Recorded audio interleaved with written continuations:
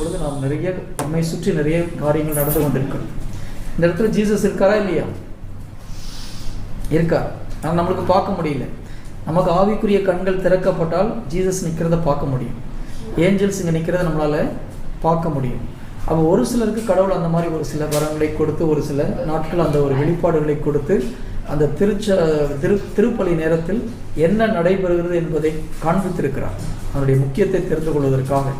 அப்போ அதை நம்ம கரெக்டாக நம்ம தெரிந்து கொள்ளும் பொழுது, திருப்பலியில் நாம் கலந்து கொள்ளும்போது நமக்கு ஒரு பக்தியோடு நாம் அந்த திருப்பலியில் கலந்து கொள்ள முடியும்.